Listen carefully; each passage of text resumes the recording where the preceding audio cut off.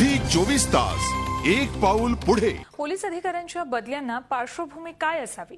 त्या अधिकाऱ्यांची शक्तीस्थळ, जिथे बदली होतीये तिथली सामाजिक परिस्थिती, तिथल्या गुन्ह्यांचं प्रमाण आणि स्वरूप।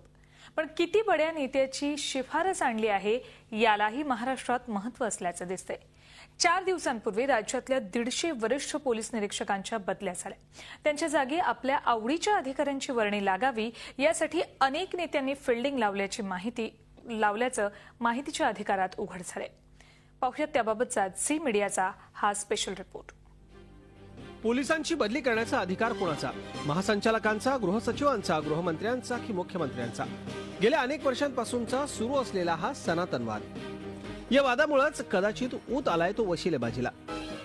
आपल्या मर्जीतल्या पोलीस अधिकाऱ्यांना मोकेच्या पोलीस ठाण्यात आणता यावं यासाठी गृहराज्यमंत्र्यांपासून ते थेट मुख्यमंत्र्यांपर्यंत शिफारसी केल्या जात आहेत। माहितीच्या अधिकारातून ही बाब उघड झाली आहे। बदल्यांची कुणकुण लागल्यावरच अनेक जण अशी शिफारस पत्र गोळा करायला सुरुवात करतात आणि ती पाठवून देतात। वरिष्ठ पोलीस निरीक्षकांच्या बदल्यांसाठी पाठवलेल्या शिफारस पत्रांची ही यादी बघा। पश्चिम नियंत्रण विभागातले अशोक बोरसे यांना उशिवरा इथे आणण्यासाठी काँग्रेसचे वजनदार खासदार ऑस्कर फर्नांडिस यांनी मुख्यमंत्र्यांना पत्र पाठवलंय।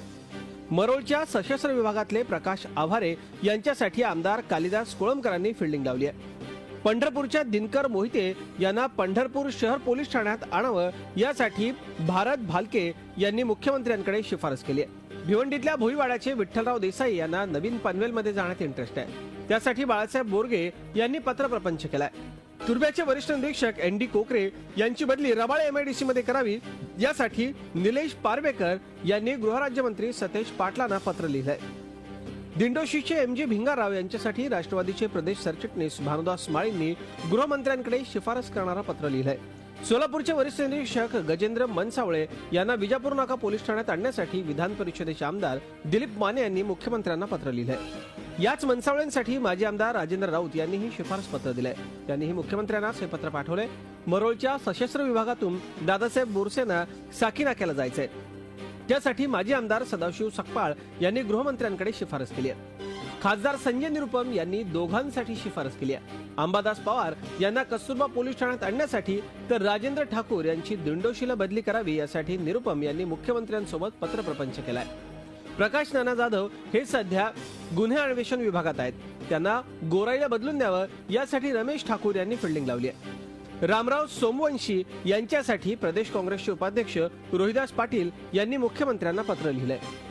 संबंधित अधिकारी हे आपल्या परिचयाचे मतदारसंघातले आहेत, त्यांचं कार्य चांगलं आहे असा दाखला या नेत्याने दिलाय। राज्य पोलिसांच्या माहिती पुस्तिकेमधल्या कलम 413 नुसार पोलीस अधिकाऱ्यांच्या बदल्या बढत्या धोरणात्मक बाबींमध्ये राजकीय हस्तक्षेप करता येत नाही। असं झाल्यास शिस्तभंगाची कारवाई होऊ शकते। ही शिफारस पत्र देणारे नेते आणि अधिकाऱ्यांवर कारवाई होणार का? झाली तर ती किती कठोर असणार असा प्रश्न आहे। दीपक भातुसेसह Ajit Mandhare, Zee media, Mumbai. Zee 24 तास एक पाऊल पुढे।